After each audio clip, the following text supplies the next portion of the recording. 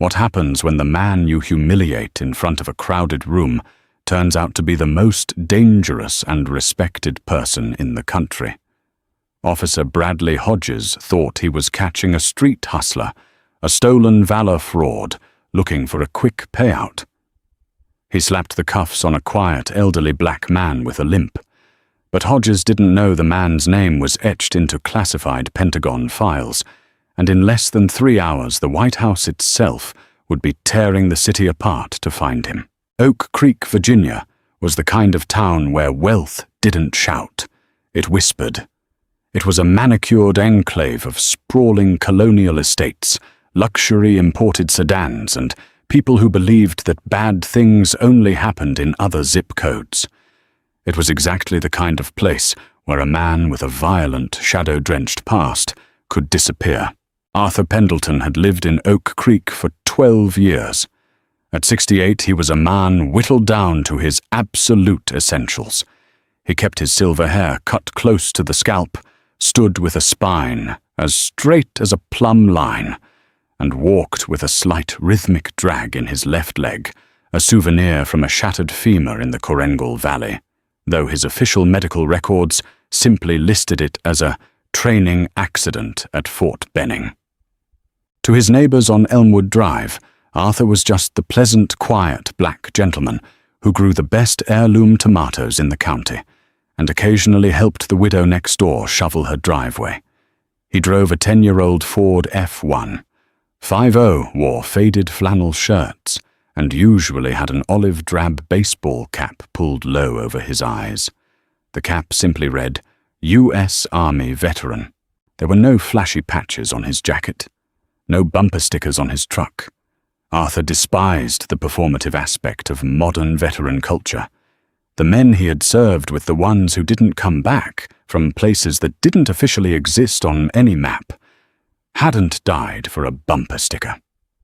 Arthur had served under General Norman Schwarzkopf during the Gulf War, but his true career began in the shadowy echelons of the 1st Special Forces Operational Detachment Delta Force. For 25 years, Arthur had been the tip of America's spear, a ghost who orchestrated high-value target extractions and counter-terrorism operations across 3 continents. But on a crisp Tuesday morning in October, Arthur wasn't a ghost. He was just an old man trying to figure out why his bank account had been frozen. He parked his Ford in the immaculate lot of the Chesapeake Heritage Bank, a high-end financial institution catering to Oak Creek's affluent demographic. The building was an architectural homage to old money white marble columns, polished mahogany doors, and vaulted ceilings that made whispers echo. Arthur grabbed his cane, stepping out of the truck. His joints ached. A cold front was moving in, and the titanium pins in his leg always served as an infallible barometer. He pulled his faded army cap onto his head, smoothed the wrinkles of his windbreaker, and walked through the heavy glass doors. Inside the bank, hummed with the quiet, efficient energy of wealth management. Tellering stations were partitioned with frosted glass. In the corner, leaning against a marble pillar, stood Officer Bradley Hodges. Hodges was 28, built like a brick wall, and possessed a jawline he constantly clenched to look more authoritative. He was a local Oak Creek police officer, moonlighting as the bank's daytime security. Hodges had a specific worldview, one shaped by suburban paranoia and a deep-seated insecurity about his own masculinity. He had tried to join the Marines at 18, but had been medically disqualified for severe asthma, a rejection that had metastasized into a burning need to prove he was the ultimate alpha male in any room. He wore his utility belt, heavy, his tactical boots polished to a mirror shine, and his thumbs hooked aggressively into his vest. From the moment Arthur walked through the doors, Hodges's eyes locked onto him. To Hodges, Arthur didn't fit the Oak Creek profile. He saw an elderly black man in a faded jacket and scuffed work boots, walking into a bank where the minimum account balance was usually 6 figures. And then Hodges saw the hat, U.S. Army Veteran, Hodges let out a slow, derisive breath through his nose. In his experience, the guys who wore the generic hats were usually the ones who had washed out of boot camp or driven a supply truck in Ohio, but wanted the free coffee at diners. Or worse, they were street hustlers playing the sympathy card. Arthur ignored the intense stare of the security guard. He had been evaluated by KGB-trained interrogators and hunted by cartel sicarios. The judgmental glare of a suburban cop barely registered on his central nervous system. He approached the teller line and waited patiently until the digital bell chimed, directing him to window 4. "Good morning, sir." The teller, a young woman named Emily Stanton, said with a practiced, somewhat strained smile, "How can I help you today?" "Good morning, Emily," Arthur said, his voice a deep, gravelly baritone that commanded immediate involuntary respect. "I tried to buy groceries this morning, but my debit card was declined. I checked my balance online, and it says my account has been temporarily restricted. I'm hoping we can clear this up." "Of course, sir. Let me look into that for you. May I have your ID and debit card?" Arthur handed them over. Emily swiped the card and typed his name into the terminal. Arthur watched her eyes dart across the screen. A moment later, her practiced smile faltered. Her brow furrowed. She clicked the mouse a few more times, her posture stiffening. "Is there a problem?" Arthur asked mildly. Mr. Pendleton, your account has a level 4 administrative hold," Emily said, her voice dropping to a nervous whisper. "It looks like an automated flag triggered by a recent deposit." Arthur nodded slowly. "Ah, the disbursement. 2 days prior, Arthur had received his quarterly pension. But it wasn't a standard VA check. Because of the classified nature of his injuries and his service record, his compensation bypassed normal military channels. It was disbursed directly from a blind trust managed by the Department of the Treasury's Special Allocations Division, a mechanism designed to keep the identities of covert operatives off public ledgers. The amount was substantial, nearly $85,000 for back pay, related to a newly approved medical rating for exposure to chemical agents. "Yes," Emily stammered. "A wire transfer of $84,720. The system flagged it under the anti-money laundering protocol because the routing source is listed as restricted/non-standard. I can't lift this hold. I need to get the branch manager." "Take your time," Arthur said. "I understand the protocol." Emily hurried away from her station, practically jogging toward the frosted glass office of David Ross, the branch manager. Across the lobby, Officer Hodges pushed off the marble pillar. His predatory instincts had been triggered. He had seen the teller's panicked reaction.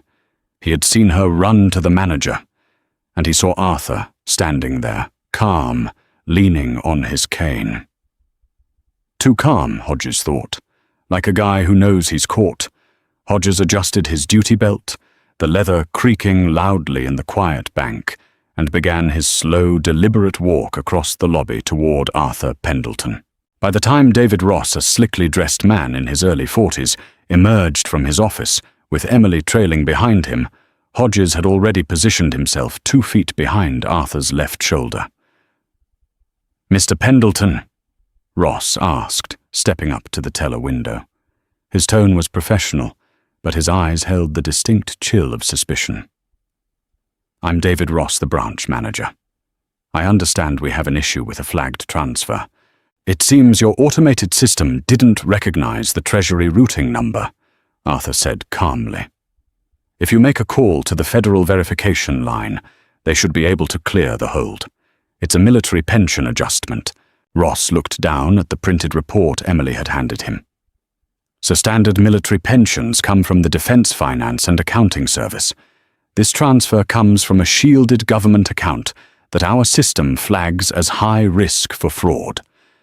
Given the unusually large sum and the lack of verifiable origin, The bank's policy requires us to investigate before releasing funds. I am telling you the origin, Arthur replied, keeping his voice perfectly level.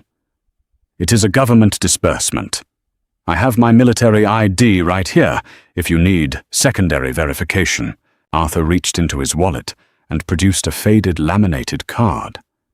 It wasn't the standard modern CAC Common Access card, because Arthur's operational status had officially ended before they were universally implemented for retirees of his specific off-the-books designation.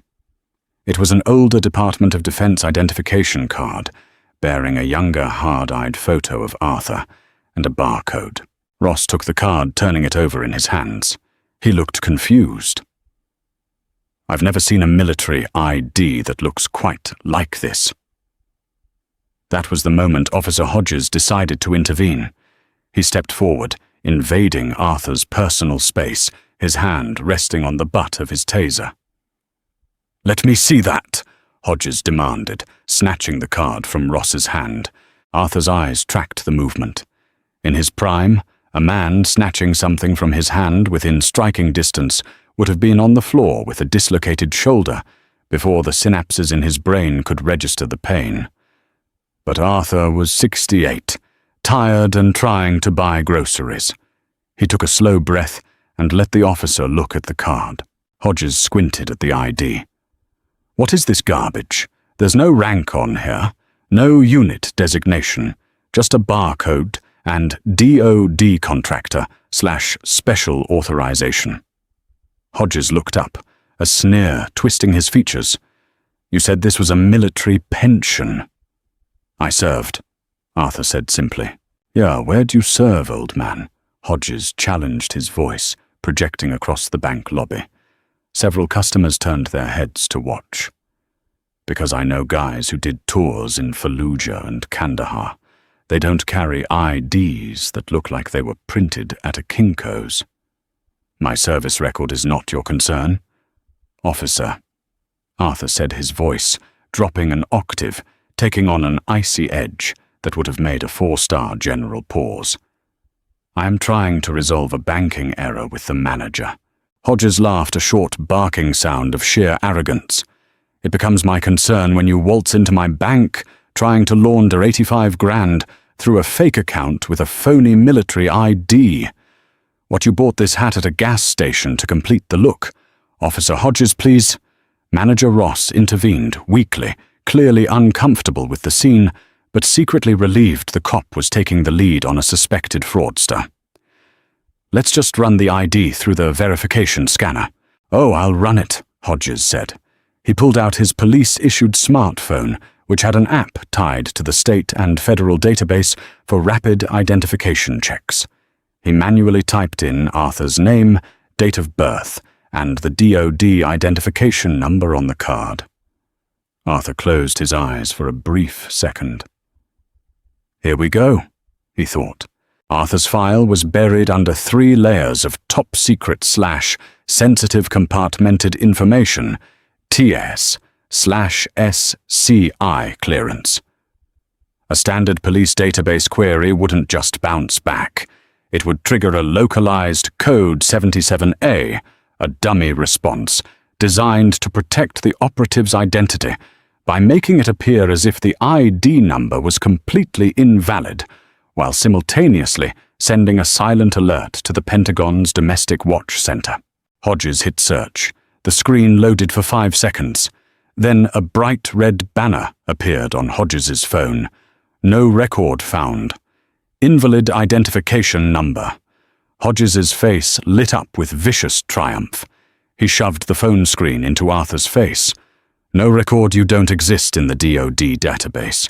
You're not a veteran. You're a fake." The lobby went dead silent. The accusation of stolen valor was a cultural lightning rod, and Hodges knew exactly what he was doing. He wanted an audience for his heroism. "Officer," Arthur said quietly, the gravel in his voice grinding like stone. "I strongly suggest you hand me back my identification, step away, and let the bank manager call the federal number. You do not understand the system you are currently querying." "I understand that I caught a scam artist trying to fleece a bank," Hodges said loudly. He unclipped his handcuffs from his belt. The metallic shink of the cuffs ratcheting open echoed in the vault-like room. "Arthur Pendleton, you're under arrest for suspected bank fraud, uttering a forged document and stolen valor." Emily the teller gasped. "Officer, is that really necessary?" "Back up, Emily," Hodges snapped. He grabbed Arthur's left arm, the arm connected to the side of his body that had been blown apart in Afghanistan. He yanked it forcefully behind Arthur's back. A sharp, blinding spike of agony shot from Arthur's shoulder down his spine. He bit the inside of his cheek so hard he tasted copper, refusing to give the arrogant cop the satisfaction of hearing him grunt. "Don't resist fraud," Hodges hissed in his ear, slamming the steel cuff onto Arthur's left wrist and ratcheting it tight enough to pinch the median nerve. He yanked Arthur's right arm back to meet it, securing the cuffs. "You are making a profound mistake." Arthur whispered, his voice dangerously calm despite the pain radiating through his upper body. "Tell it to the judge, soldier," Hodges mocked. He grabbed Arthur by the collar of his jacket and shoved him toward the exit. Arthur limped his cane left, clattering on the marble floor behind him. The pain in his leg flared with every unassisted step. Customers whispered and stared as Hodges paraded the elderly black man out of the bank like a trophy. Hodges shoved Arthur into the back of his cruiser, slamming the door. The officer walked around to the driver's side, a smug smile plastered across his face. He keyed his radio. "Dispatch, this is Unit 4. I've got one in custody from the Chesapeake Heritage Bank. Suspected major wire fraud and forged federal documents. Bringing him in for processing." In the back seat, Arthur leaned his head against the hard plastic divider. He wasn't afraid. He was furious. Not just at the physical pain, but at the sheer, unadulterated hubris of the man in the front seat. Arthur had spent his life protecting people like Hodges, doing the dark, terrible things required to keep the world spinning smoothly, so men like Hodges could play dress-up and pretend to be tough. Arthur looked out the window as the cruiser pulled away. "They're going to regret this," he thought. All of them. The Oak Creek Police Precinct was a modern glass and steel building that looked more like a tech startup's headquarters than a police station. It was quiet, smelling of floor wax and stale coffee. Hodges hauled Arthur through the sliding back doors, gripping him tightly by the bicep, ensuring every other officer in the bullpen saw his prize. Sergeant Hank Miller was manning the booking desk. Miller was in his late 50s, a 20-year veteran of the force who was just riding out his time until a pension. He had seen a lot of things, and the first thing he noticed as Hodges marched the suspect toward him was the suspect's eyes. Most people brought in handcuffs were frantic, angry, or crying. This man was none of those things. His eyes were cold, calculating, and utterly indifferent to his surroundings. He was mapping the exits. He was counting the personnel in the room. He was a predator, temporarily inconvenienced by a cage. Miller felt a cold prickle of unease at the base of his neck. "What do we have, Hodges?" Miller asked, standing up. "Caught a live one." Sarge Hodges bragged, shoving Arthur against the booking counter. "Major fraud at the Heritage Bank. Tried to intercept an $85,000 wire using a fake ID. Guy was playing the stolen Valor card too. Had a fake DOD badge." Miller frowned, looking at Arthur. "Name?" "Arthur Pendleton." Arthur replied evenly. "All right, Mr. Pendleton. Turn around. Let's get these cuffs off for processing." "Careful, Sarge. He might try some of his fake commando moves on you." Hodges sneered. Miller shot Hodges a look that clearly communicated, "Shut up," then unlocked the cuffs. Arthur brought his hands forward, slowly rubbing the deep red indentations on his wrists. He rolled his left shoulder, grimacing slightly. "Take his belongings, empty his pockets," Hodges instructed lazily. "I know how to book a suspect, Hodges," Miller grumbled. "Empty your pockets, Mr. Pendleton." Arthur placed his wallet, a set of keys, a pack of peppermint gum, and a heavy matte black smartphone on the counter. The phone was entirely devoid of branding, encased in a ruggedized shell. It was an encrypted satellite device issued strictly to retired Tier 1 operators for emergency extraction or communication with the Department of Defense. Hodges snatched the phone. "Nice burner. Who's your fence?" He hit the power button. The screen lit up, requiring a 16-digit alphanumeric passcode. Officer Arthur said, locking eyes with Hodges, "I highly recommend you put that device down." "Oh, really? Why it gonna self-destruct?" Hodges mocked, tossing the phone back onto the counter. Miller bagged the items. "Hodges, go write up the arrest report. I'll put him in holding cell B. Make sure you run his prints through the federal database, Sarge," Hodges called out over his shoulder as he walked toward the bullpen. "Let's see what else this dirtbag is hiding." Miller led Arthur down a short, brightly lit hallway to a row of 3 holding cells. They were empty. Miller opened the door to cell B. "In you go." Arthur stepped inside. The door clanged shut, the heavy deadbolt sliding into place. "Sergeant Miller," Arthur said through the bars. Miller paused. "Yeah. I am legally entitled to a phone call before I am officially processed. Is that correct?" "That's the law," Miller nodded. "There's a payphone right there on the wall. It only dials out. Local is free. Long distance requires a collect call. I don't need the payphone," Arthur said calmly. "I need that phone." He pointed through the bars toward the evidence bag, sitting on Miller's cart, specifically at his encrypted black smartphone. "The number I need to call cannot be reached on an unsecure line. I suggest you allow me to make this call now. It will save you, the arresting officer, and the chief of this precinct a catastrophic amount of grief." Miller stared at the old man. There was no bravado in Arthur's voice. It was a simple statement of fact, delivered with the absolute certainty of gravity. Miller's instincts, honed over 2 decades, were screaming at him that something was deeply wrong with this arrest. Miller looked back down the hall toward the bullpen. Hodges was laughing with another officer, miming how he had twisted Arthur's arm. Miller sighed, grabbed the evidence bag and unzipped it. He pulled out the black phone and walked back to the cell bars. "I am holding the phone," Miller said. "You punch in the code, I dial the number, and you speak through the bars. Deal. Deal," Arthur said. Arthur reached his fingers through the steel bars. His hands moved with blinding speed, punching in a 16-character sequence that Miller couldn't even track. The phone unlocked, bypassing a home screen, entirely immediately displaying a stark black interface with a single green phone icon. Arthur dialed a 202 area code, Washington, D.C. He didn't dial a lawyer. He didn't dial a family member. He dialed a direct, unlisted, heavily encrypted line to the sub-basement of the Pentagon, specifically routed to the office of the President's Chief of Staff, Jonathan Croft. Croft had been a young intelligence officer in Baghdad 20 years ago, when Arthur had pulled him out of a burning Humvee while taking AK-47 fire. Croft owed Arthur his life, and Arthur still consulted for the administration on matters too delicate for public briefing. The phone rang exactly once. "Directorate," a crisp male voice answered.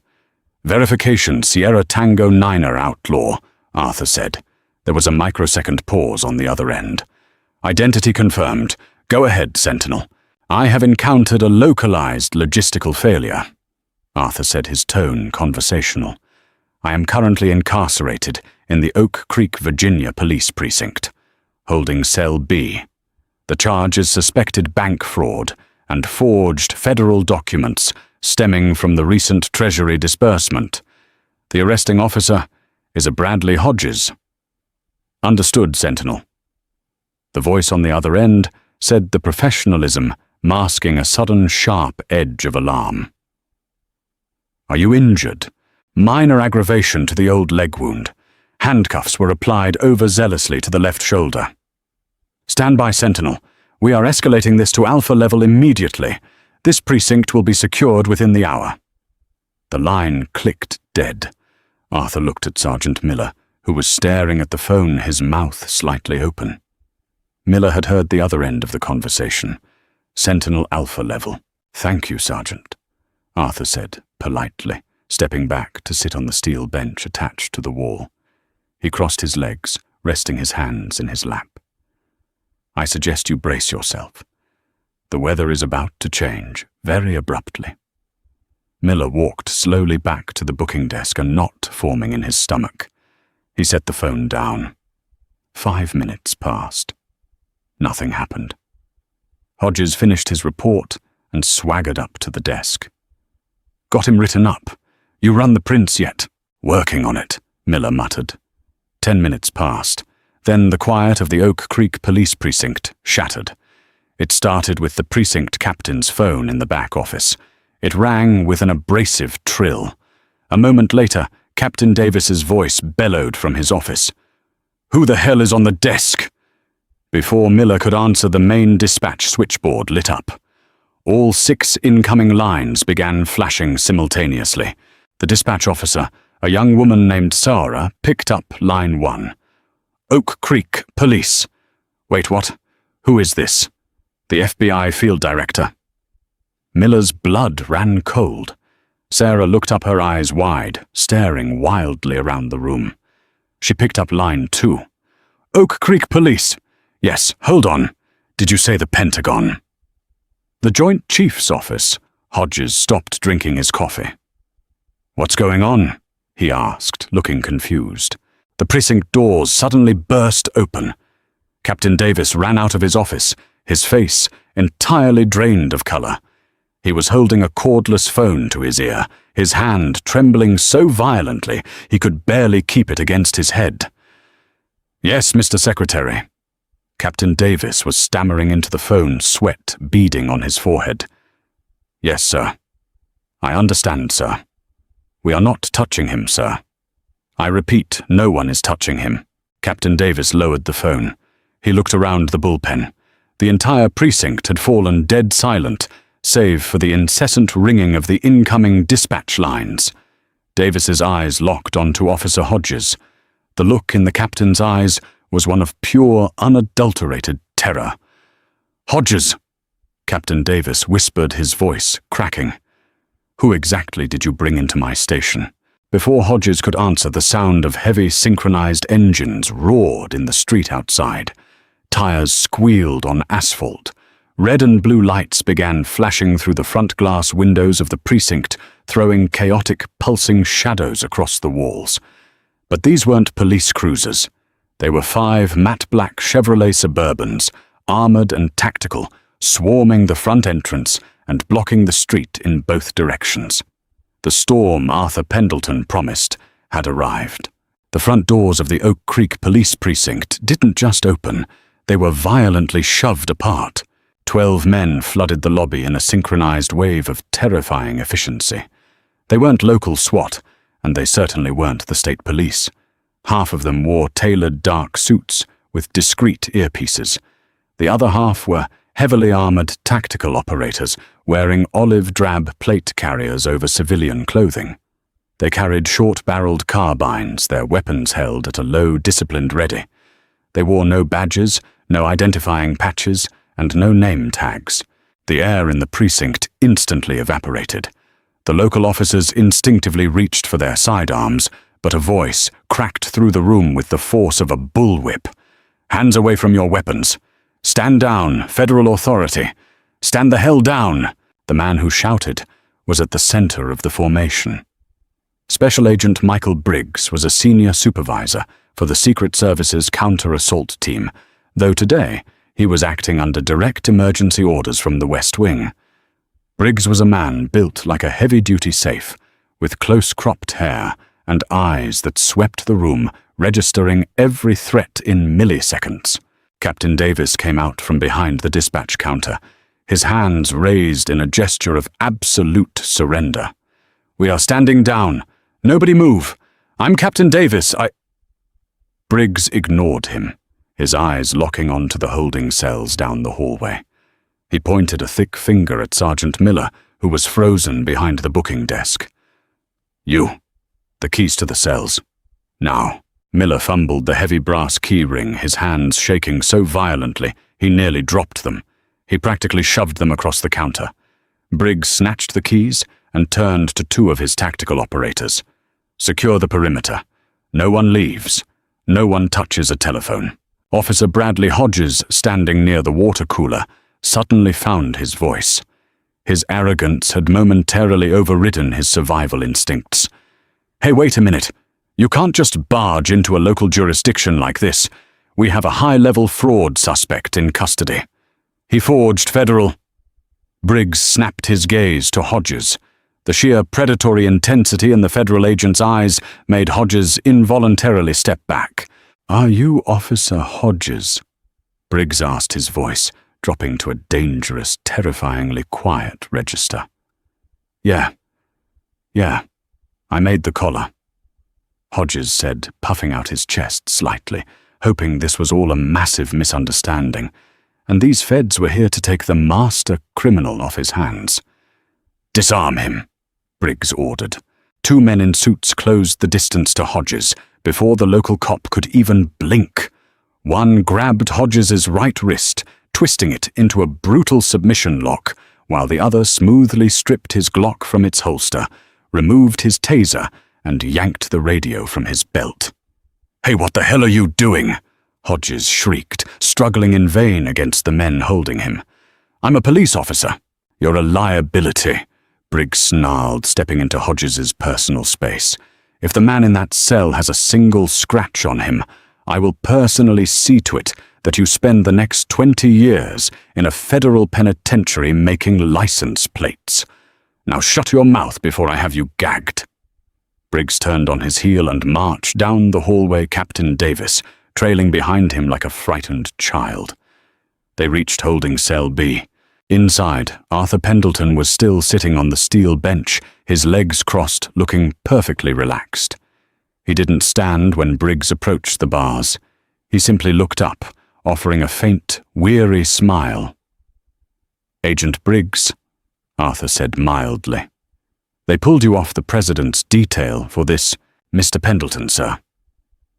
Briggs replied, his tone instantly shifting from ruthless commander to deeply respectful subordinate. He quickly unlocked the cell door and pulled it open. "The Chief of Staff is landing in Marine 2 at the high school football stadium 3 blocks from here. He is en route to this precinct in an armored vehicle now. Are you injured, sir?" Arthur stood leaning on his cane. He rolled his left shoulder, a sharp wince, briefly breaking his stoic facade. The young officer with the inflated ego was rather aggressive with the cuffs. "My rotator cuff is inflamed, and the pins in my femur are aching. Other than that, my pride is the only casualty." Briggs's jaw muscles feathered. "Medic!" He barked down the hall. A tactical operator with a medical kit immediately jogged down the corridor, entering the cell to examine Arthur. Out in the bullpen, Hodges watched the scene unfold with mounting horror. The heavily armed federal agents were treating the elderly black man he had thrown into the back of his cruiser like he was a visiting head of state.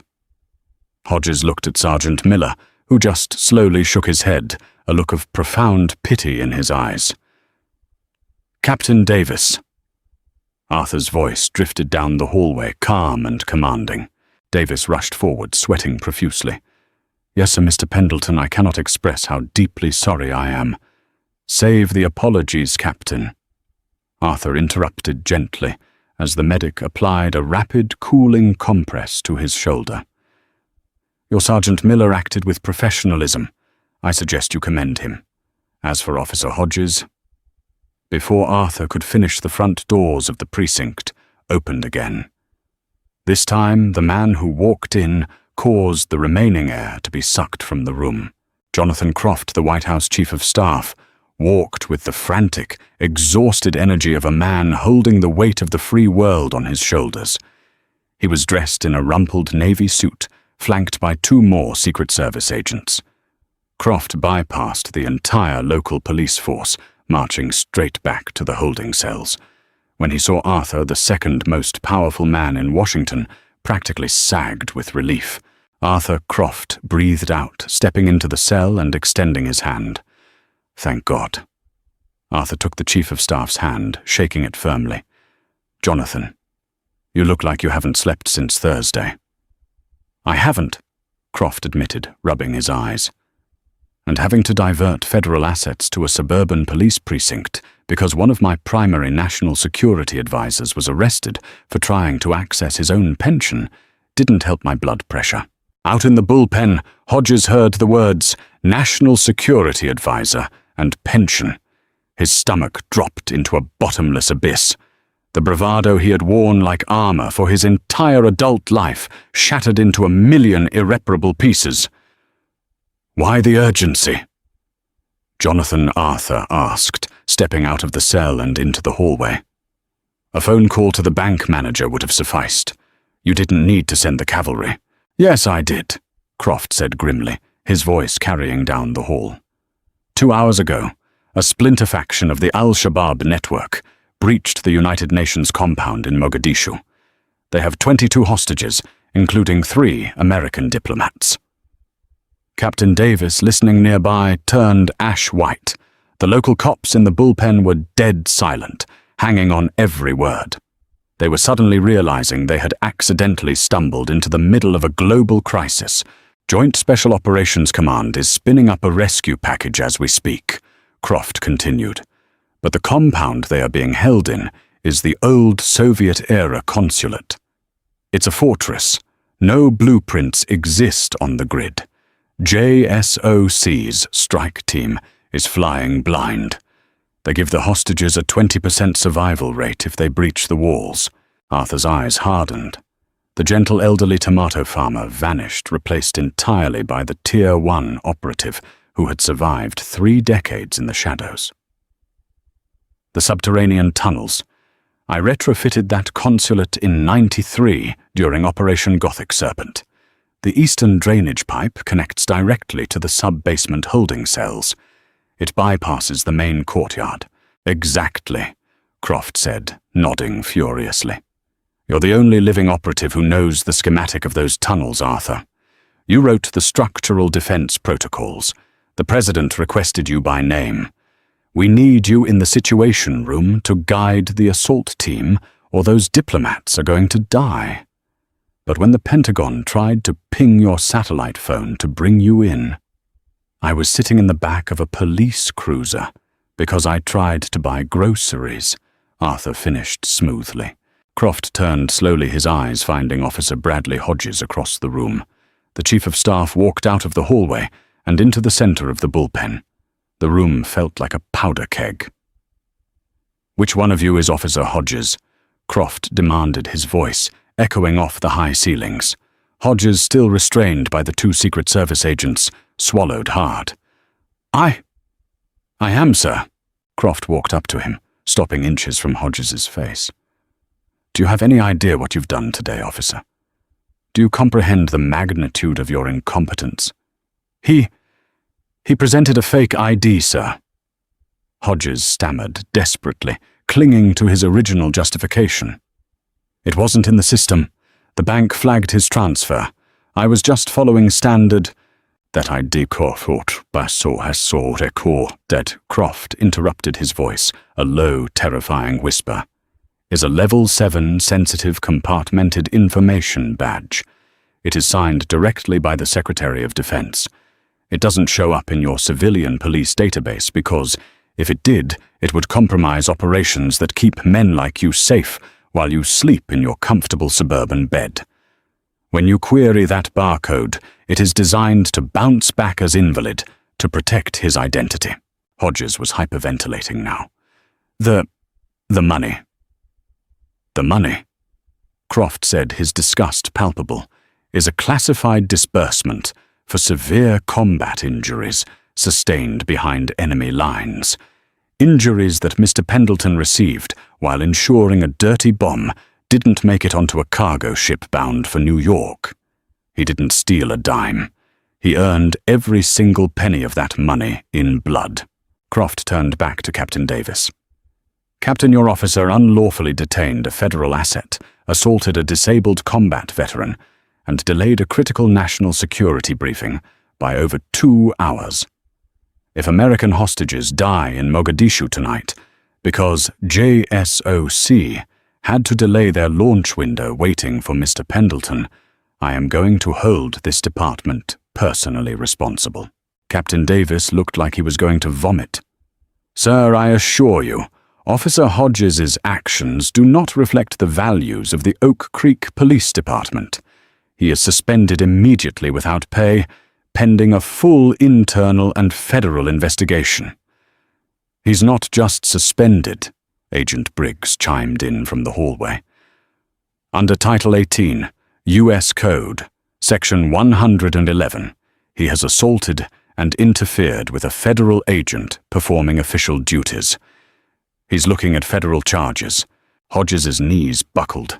If the agents hadn't been holding his arms, he would have collapsed to the floor. His career was over. His freedom was in jeopardy.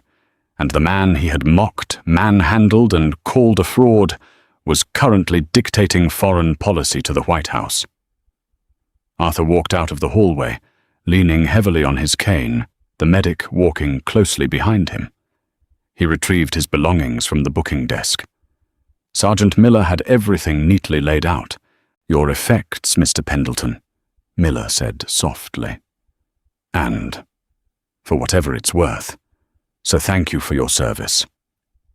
Keep your head down, Sergeant, Arthur replied kindly. He picked up his black satellite phone and slipped it into his jacket.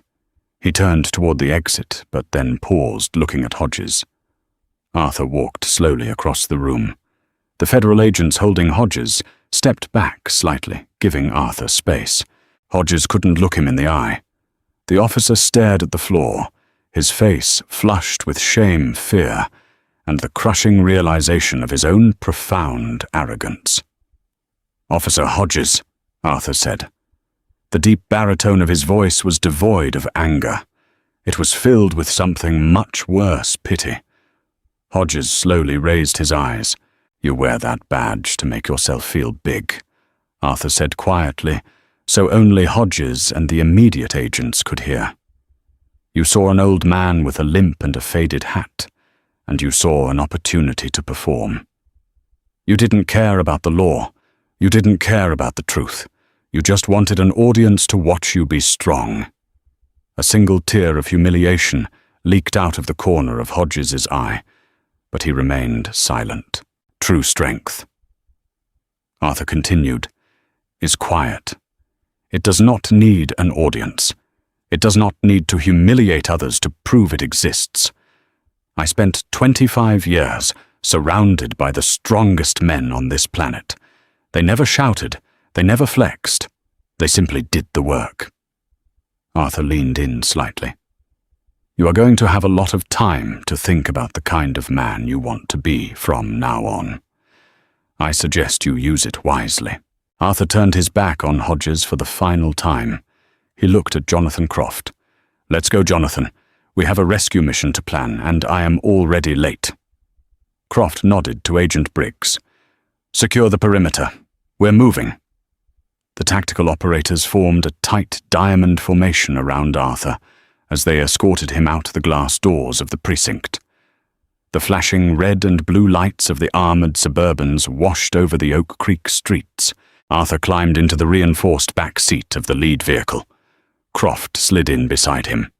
As the heavy armored door slammed shut, Arthur looked out the tinted window. He could see Captain Davis screaming at Hodges through the precinct glass, stripping the badge off the young man's chest.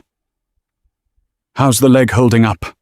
Croft asked gently, as the motorcade's sirens wailed to life, peeling away from the curb and heading toward the highway. "It hurts like hell," Arthur admitted, closing his eyes and leaning his head back against the leather seat. "But it will hold. Patch me through to the JSOC commander. I want the satellite imagery of the Mogadishu compound pulled up on this screen before we hit the Beltway." "Done," Croft said, handing Arthur an encrypted tablet. Arthur Pendleton opened his eyes. The quiet old man from Oak Creek was gone. The sentinel was awake. The motorcade bypassed the standard West Wing checkpoints, entirely plunging into the secure subterranean vehicle entrance beneath the White House. Arthur Pendleton didn't wait for the Secret Service to open his door. He pushed it open himself, his boots hitting the polished concrete as he leaned heavily on his cane. The pain in his left shoulder was a dull, throbbing ache, but his mind was crystal clear. Jonathan Croft led him through a labyrinth of heavily guarded corridors until they reached the heavy steel doors of the Situation Room. Inside, the atmosphere was suffocatingly tense. The large mahogany conference table was surrounded by the highest-ranking military and intelligence officials in the country. At the head of the table sat President Thomas Harding. His suit jacket, discarded, his tie loosened. The massive digital screens dominating the front wall displayed live thermal imaging satellite feeds of a sprawling, heavily fortified compound in Mogadishu. "Mr. President," Croft announced as they entered, "Arthur Pendleton is here." The room fell silent. General David Reed, the head of Joint Special Operations Command, JSOC, looked up from a stack of blueprints. He recognized Arthur instantly, not from recent photos, but from classified operational debriefings from 30 years ago. "My God," General Reed breathed. "Sentinel, I thought you were fully retired." "I was trying to buy groceries, General," Arthur said, taking a seat near the central console. "Let's skip the pleasantries. What is the status of Task Force Green? Delta is holding at the rally point 2 miles from the target." General Reed said, bringing up a 3D rendering of the compound. "Al-Shabaab forces have heavily fortified the main gate and the secondary access points. Thermal shows 20 hostiles in the courtyard, armed with heavy machine guns and RPGs. The hostages are in the sub-basement. If we breach the walls, the noise will give the hostiles a full 90 seconds to execute the diplomats before our guys can navigate the internal stairwells. It's a suicide mission for the hostages." Arthur stared at the digital map. He remembered the smell of the concrete when he had poured it in 1993. He remembered the exact dimensions of the consulate. "You're looking at the wrong door, David," Arthur said, his voice cutting through the panic in the room with absolute authority. He picked up a laser pointer and highlighted a seemingly empty patch of dirt 300 yards outside the compound's eastern wall, near a dried riverbed. "There is an old municipal drainage grate right here," Arthur instructed. "It looks collapsed. It isn't. Beneath that grate is a 4-foot-wide maintenance tunnel. I had the Army Corps of Engineers dig it out during Operation Gothic Serpent as a secondary exfiltration route. It runs completely underneath the courtyard and terminates directly behind a false wall in the sub-basement, exactly where your hostages are being held." The room stared at the screen. "That tunnel isn't on any of our orbital ground-penetrating radar scans," the CIA director protested. "It's lined with lead and rebar to mask heat signatures and radar," Arthur replied without missing a beat. "You bring Delta Force through that drainage pipe. They use hydraulic spreaders on the false wall, not explosives. They step into the sub-basement, secure the hostages, and exfiltrate back through the tunnel before the guards in the courtyard even know they're in the building." President Harding leaned forward, his eyes locked on Arthur. "Are you absolutely certain the structural integrity of that tunnel is still sound?" "Arthur, I built it to survive a localized mortar barrage, Mr. President. It will hold." Harding looked at General Reed. "Do it. Give the green light." For the next 45 minutes, the Situation Room was plunged into an agonizing, breathless silence, broken only by the crackling, encrypted radio chatter from the Delta Force strike team half a world away. Arthur closed his eyes, visualizing the movements of the operators as the team leader's voice echoed over the speakers. "Viper Actual. We are at the grate, moving subsurface." 10 minutes passed. "Viper Actual. We have reached the terminus. Engaging hydraulic spreaders. Stand by. The tension in the room was a physical weight. If Arthur's memory was wrong, if the tunnel had collapsed over the last 3 decades, or if the false wall had been reinforced, the operators would be trapped in a fatal bottleneck. A sharp scrape of static hissed over the speakers, followed by a rapid burst of suppressed gunfire. Puff, puff, puffed. Then the voice of the Delta team leader returned, calm, steady, and victorious. Viper actual jackpot. I say again, jackpot. 3 packages secured. Hostiles in the basement neutralized. Main courtyard forces are unaware. Moving to exfil now. A collective breath was released in the Situation Room. The CIA director slumped back in his chair. General Reed wiped a thick layer of sweat from his forehead. President Harding stood up, walking around the large table to where Arthur was sitting. The Commander-in-Chief extended his hand. "Arthur, the nation owes you a debt we can never repay," Harding said softly. "I want to arrange a private ceremony, the Presidential Medal of Freedom. It's the least we can do." Arthur took the President's hand, but he slowly shook his head. "With all due respect, Mr. President, I don't want a medal. I don't want a ceremony." "What do you want?" Harding asked. Arthur offered a faint, weary smile. "I would like my bank account unfrozen, sir. And I'd like a ride back to my truck. My tomatoes need watering." The fallout in Oak Creek was absolute and devastating. Officer Bradley Hodges did not get a quiet resignation. Less than a week after the incident, he found himself standing in a federal courtroom, stripped of his badge, his gun, and his pride.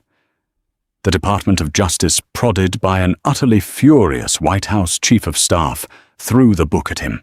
Hodges was indicted on civil rights violations, assault under color of law, and interfering with a federal asset. The local police union, seeing the sheer magnitude of the federal storm, refused to back him. His arrogance had finally met a wall it couldn't bully its way through. He was sentenced to 4 years in a federal penitentiary. At the Chesapeake Heritage Bank, the corporate office moved with ruthless efficiency. David Ross, the branch manager who had allowed Hodges to escalate the situation, was fired immediately for gross violation of customer privacy and protocol. Emily Stanton, the young teller who had tried to de-escalate the situation, arrived at work the following Monday to find a massive bouquet of rare heirloom roses on her desk. The attached card simply read, "Thank you for your professionalism. A P." 2 days later, corporate promoted her to assistant branch manager. As for Arthur Pendleton, life returned to a quiet rhythm. On a sunny Saturday morning, Arthur knelt in the rich soil of his backyard garden, carefully pruning the yellowing leaves off his prize-winning tomato vines. The titanium in his leg ached slightly from the damp earth, and his left shoulder was still a bit stiff. But the pain was manageable. It was the price of a life lived for others. He wore his faded flannel shirt. He wore his scuffed work boots. And pulled low over his eyes, shielding him from the autumn sun, was his olive-drab baseball cap. U.S. Army veteran. He didn't need the world to know what he had done. He didn't need their applause, and he certainly didn't need their validation. True heroes rarely look the part, and the deadliest men on earth never have to raise their voices. Arthur watered the soil, enjoying the profound, beautiful silence of a world he had secretly helped save. True respect isn't demanded through a badge or a uniform. It is earned in the shadows, built through sacrifice, and carried with quiet dignity. Arthur's story is a powerful reminder that the most formidable people in the room are often the ones who feel no need to prove it. Never judge a book by its cover, because the person you're looking down on might just be the one holding the sky up for the rest of us. If this story kept you on the edge of your seat, hit that like button. Share it with someone who loves a brilliant twist and subscribe to the channel for more incredible gripping stories.